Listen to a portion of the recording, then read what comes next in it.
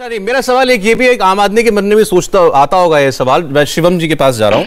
शिवम, क्या किसी व्यक्ति की पहचान, अब लोग कहते हैं यूपी और बिहार में जात बहुत चलती है चुनाव में, चलिए ठीक है मान लिया, लेकिन क्या वहां यूपी बिहार का वोटर क्या उसका अस्तित्व केवल उसकी जात से है? इसके अलावा उसके अलावा उसके पास अपना कोई विवेक नहीं है, वो कुछ और नाप तोल के कहीं वो वोट नहीं करेगा, बस हाँ मेरी जात ये, मेरा नेता ये, मेरे नेता ने कहा इस बार इस ओर, तो इस बार इस ओर। क्या इतना सरल है?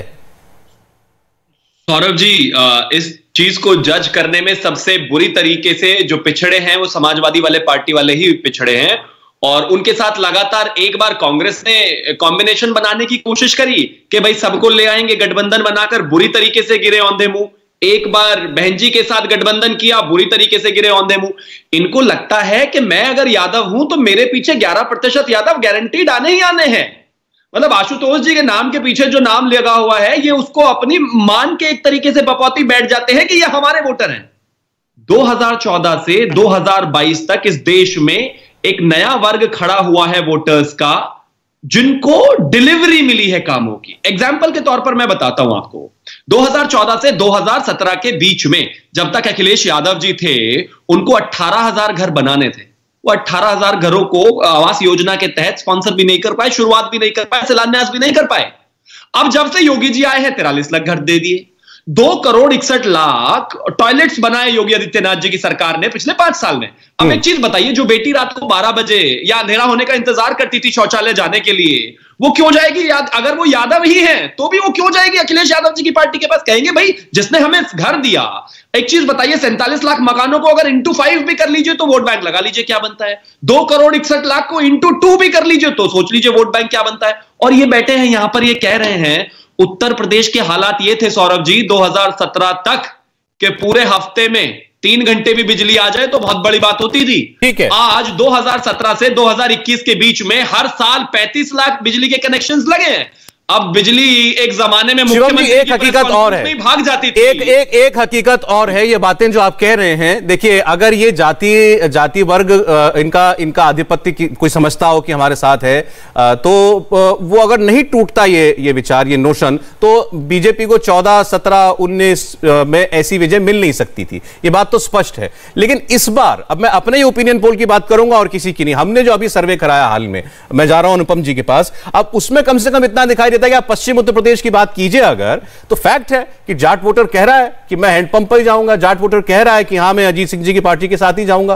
वो साफ इस बात को मानता है। अब जाटा वोटर है, जाटा वोटर भी कहता, हमारे सर्वे बताता है जाटा वोटर नहीं हिल रहा है अभी भी, वो मायावती जी के साथ है। मायावती जी को भले ही टोटल सीटों में हमारे हिसाब से 4-5 सीटें मिल रही है उत्तर प्रदेश में, लेकिन उनका वो 10% वोटर वो मायावती जी का साथ छोड़ने के लिए तैयार नहीं है। अनुपम मिश्र जी, मुझे बताइए, इस चुनाव में आइडेंटिटी महत्वपूर्ण है या काम?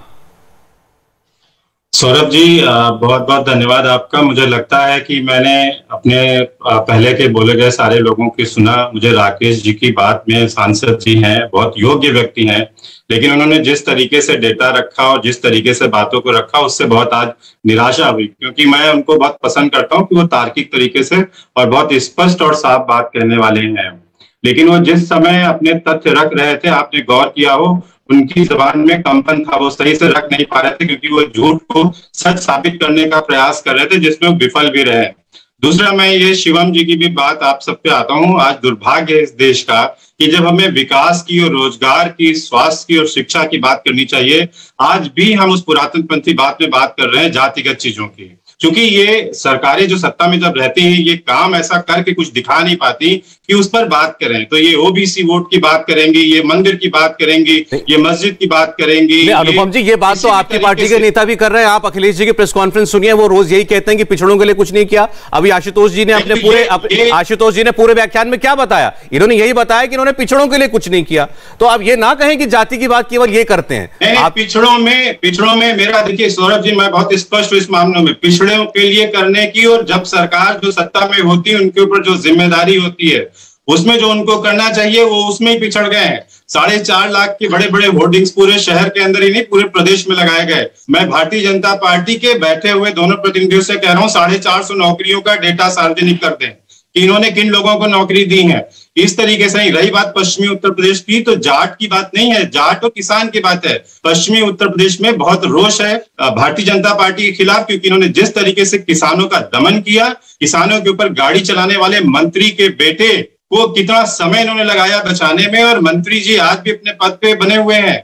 इनकी पूरी जितनी की गई, जितने भी इन्होंने कार्य इस तरीके के किए हैं, उससे पूरे प्रदेश में नाराजगी है और भारतीय जनता पार्टी को मिल नहीं रहे लोग अपने समर्थन में। आज अनुप्रिया पटेल जी और निषाद जी इनकी अगर प्रेस कॉन्फ्रेंस में थे, आप देखिएगा 10 मार्च के बाद ये जो स्क्रिप्ट आज पढ़ी गई है, यही उल्टी पढ़ी जाएगी। इंडिया टीवी हर वक्त हर जगह डाउनलोड करने के लिए सर्च करें India TV news Google play store या ऐप स्टोर पर।